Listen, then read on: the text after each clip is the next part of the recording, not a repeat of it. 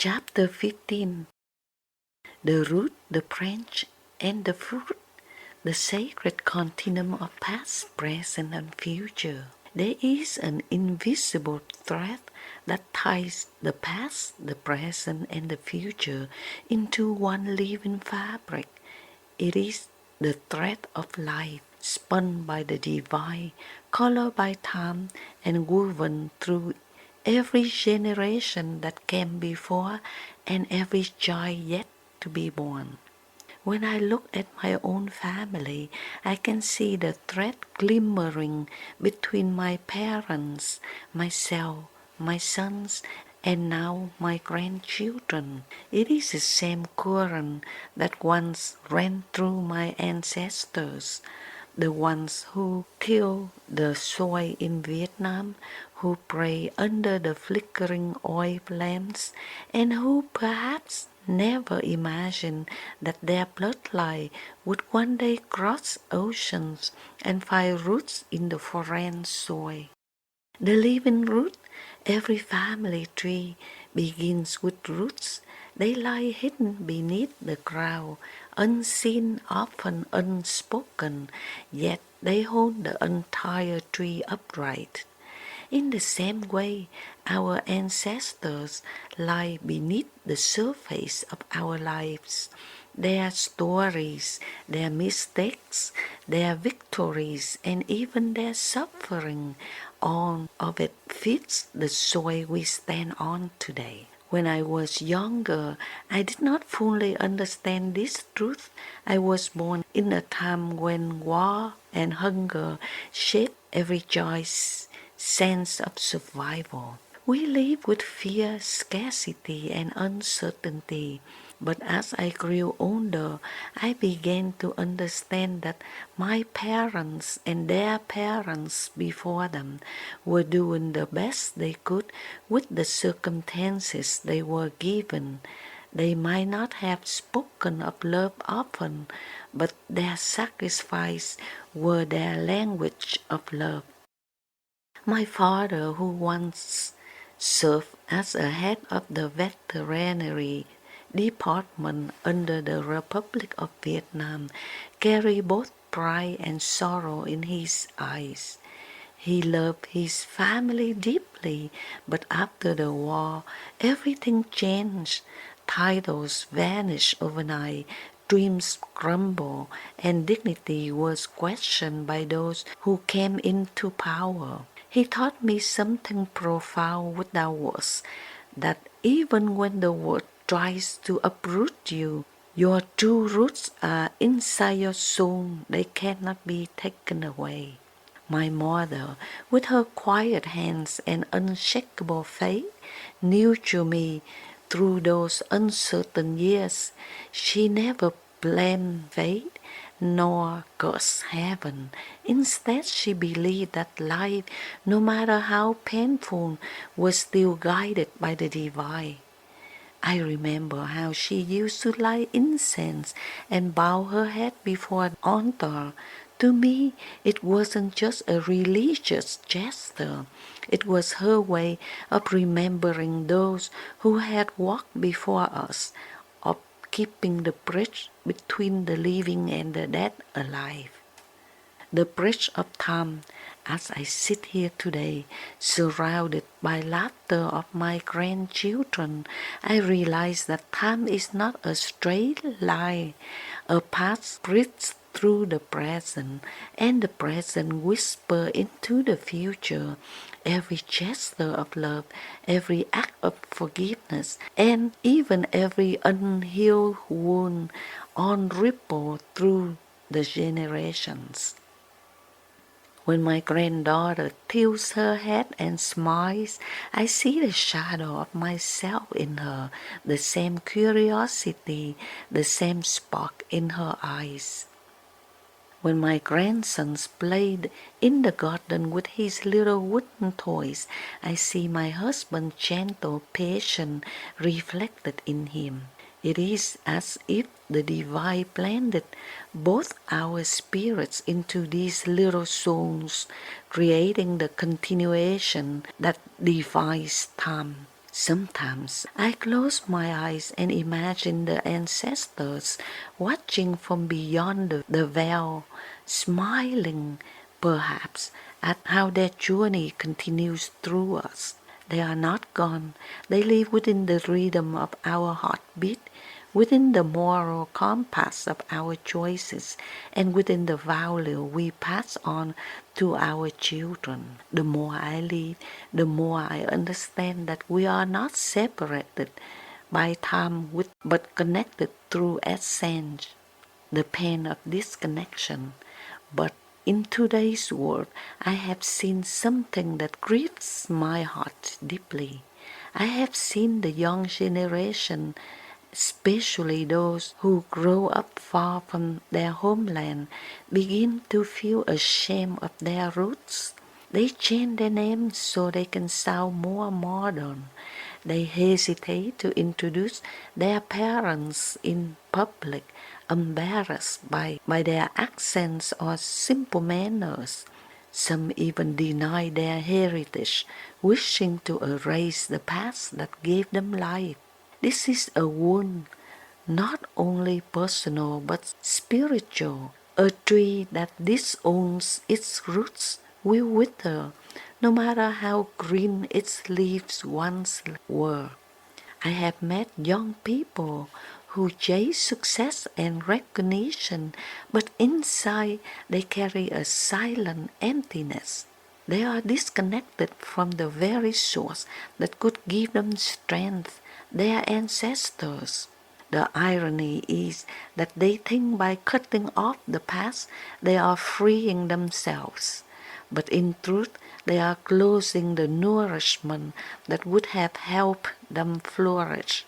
There was a time when I, too, tried to distance myself from my own past. The years of war, the struggle, the sorrow, I thought that to move forward I must forget. But forgetting is not healing. Forgetting is a spiritual amnesia. Healing comes when we remember with compassion, when we see the purpose behind every hardship, and when we honor those who walked before us, not because they were perfect, but because they were human. The purpose of each soul. One of the most beautiful spiritual lessons I have learned in this lifetime is that nothing is coincidence. Every person who crosses our path, every joy born into a family, and every challenge that shapes us all have purpose. We may not understand it immediately, but life's design is far wiser than our limited view. The divine allows certain souls to be born into specific families because there is something to teach and something to learn. Perhaps a parent who once struggled with anger gives birth to a child who teaches them patience. Perhaps a child who feels unloved grows up to break the cycle of emotional silence. And perhaps we ourselves were once given difficult parents not as punishment but as an opportunity to learn forgiveness, to build strength, and to awaken compassion. This is why the commandment, honor your father and your mother, is not just a rule, it is a sacred truth. It reminds us that by honoring those who gave us life, no matter how imperfect they were, they are honoring the divine order itself. It does not mean we must agree with all their actions. It means we must see beyond the surface, recognizing that their lives, too, were shaped by generations before them. When we blame our parents, we are unknowingly blaming the entire river of life that flows through us. But when we forgive them, when we bless them, we cleanse that river and the water becomes clear again, nourishing every soul downstream. A family tree as a living temple. A family is like sacred tree. The roots are the ancestors. The trunk is the present generation, and the branches are the children reaching for light of the future. Each part depends on the other. When one part is neglected, the whole tree suffers. In my garden, I often tend to plants as if they are metaphors for life itself. I prune what has withered, water what is dry, and remove what suffocates the growth of others. Yet I never cut away the roots, because I know that the life of the tree begins there. Sometimes, when I'm in the garden and a gentle wind brushes my face, I feel the presence of my ancestors, quiet, invisible, but very real. Their energy is in the soil beneath my feet, their resilience is in my veins, and their faith, that unseen trust in life, continues to bloom in me and in my children. It is in those sacred moments that I realize how past, present, and future are not three different worlds, but one continuum of being. The past gives us foundation, the present gives us joys, and the future gives us purpose. When we live in alignment with all three, life becomes harmonious. The wound of shame. Shame is poison that seeps into the roots of many families. In today's world, I have witnessed the young generations who live in the United States who refuse to support their parents and do not feel proud of them because they are immigrants. Some children grow up feeling that their parents were too simple, too uneducated, or too traditional. They see their parents through the lens of comparison, comparing them to others, to what society calls successful. And so they begin to resist, to hide, to reshape their identities in ways that deny their origin. But shame is the shadow of misunderstanding. When you look deeper, you will see that what you once called weakness in your parents was actually strength. The mother who spoke broken English was one who sacrificed her sleep for you. The father who worked quietly at a humble job was one who paid the price of dignity so that you could have a better life. The grandparents who prayed in silence were the spiritual shield that protected you when you did not even know it. If the young generation could only see through the eyes of compassion, they would kneel before their parents, not in pity but in gratitude. They would understand that their own success stands on the shoulders of those who endure before them. The sacred task of remembering. To remember where we come from is not to stay stuck in the past, it is to carry forward its wisdom. Every generation must add something, a layer of consciousness, a new level of kindness to the tapestry of the family line. For me, writing this book is part of that sacred task. It is not just a record of thoughts, it is a prayer to pass on to my grandchildren the understanding that life is not random. Our blood carries memory, our heart carries love, our choices carry legacy. When I see my family gather around the dinner table, three generations sharing stories, laughter, sometimes tears, I feel that invisible bridge between time and eternity. I see how the past has shaped us and how the present is shaping the future. We are the gardeners of our family tree. Some are planting seeds of hope, some are pruning the pain of the past, and some are learning to bloom again after season of drought. But the divine sees on, and in that divine design, nothing is wasted. The miracle of continuation. When children run through the garden and call my name, bà nội, I sometimes think of my parents and wonder if they can see this scene from heaven. Perhaps they smile knowing that their lineage continues not only through flesh but through love. I hope they know that every prayer they whisper for the better future has come through in ways they could never imagine.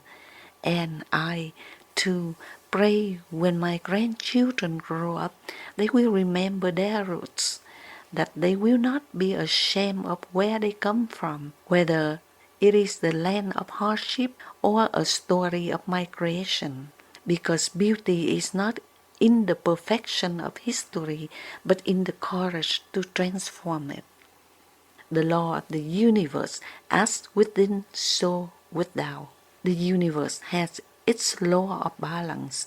Whatever we reject will mirror back as emptiness, and whatever we honor will return as abundance. When we honor our ancestors, our parents, our lineage, we honor the energy that flows through us, and that energy becomes strength, creativity, and prosperity. When we reject it, we block the flow. We might gain material success, but something within remains restless, disconnected, unfulfilled. So, to live prosperously is not to abandon the past, but to redeem it, to take what was broken and make it whole again through understanding. Every generation has that opportunity. When one person heals, the whole family line begins to heal. When one person forgives, the bitterness of centuries begins to dissolve. That is how powerful love is. It transcends time. Forgiveness as the bridge. I once read that forgiveness does not change the past, but it unlocks the future. I believe that deeply. To forgive our parents or our ancestors is not to excuse what was wrong. It is to choose peace over poison. It is to free our soul from carrying burdens that never belonged to us. Some of our ancestors made mistakes because they too were wounded. They acted from fear, from lack of awareness, from pain they never healed. But now we have the awareness they didn't. We have the chance to end the cycle and begin the new one with love. That is the divine plan. Every generation more awakened than the one before. Every soul learning and teaching one another. The present as the seed of the future. The present moment is sacred because it holds both memory and possibility.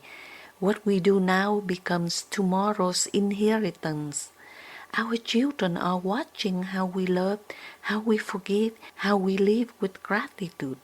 The words we speak today will echo in their choices years from now. Sometimes I imagine my grandchildren as adults looking back at their childhood. I hope they will remember the fragrance of the garden, the laughter under the afternoon sun, the sound of my voice telling them that life is beautiful even when it's hard. I hope they will remember that love is the greatest wealth, that honoring their roots will make them unshakable. Embracing the cycle. When I reflect on my life from the little girl in Vietnam To the young woman crossing the sea in search for freedom, to the wife, mother, and grandmother I am today, I see the circle. Every hardship had a reason, every loss had a hidden lesson, every season had its blessing. The past did not disappear, it became wisdom. The present is the gift of awareness, the future that belongs to those who will carry my light forward. Nothing is a coincidence. Every name, every birth, every journey, every meeting, all part of a sacred geography guided by the divine. The young generation may think they are starting fresh, but in truth they are continuing an ancient story. Each of us is a chapter in a great book of our lineage, and it is our duty to write it with grace. The harvest of the gratitude, to honor your parents, to cherish your ancestry, to bless your roots, that is, to plant gratitude into the soil of life. And gratitude, when nurtured, becomes fruit, fruit that your children and grandchildren will one day harvest. So my message to the young hearts reading this is simple. Do not be ashamed of where you come from. Do not judge your parents through the eyes of the world. See them through the eyes of the soul. They walk a hard road so that your path could be softer. They dream so that you could live. Embrace your roots and you will find peace, because the roots are not behind you, they are beneath you. They hold you steady when the storms come. They will remind you that you belong to something greater than yourself. The divine planted you exactly where you are meant to be. Your family, with all its flaws and beauty, is the soil of your soul's growth. Nourish it, bless it, be proud of it. And one day, when your children look back at you, you may see not just a person, but a bridge connecting what was, what is, and what will be. Life lessons, embrace your roots to harvest your fruits. The past is not your prison, it is your foundation. Honor those who came before you, and you will find your place in the divine circle of life.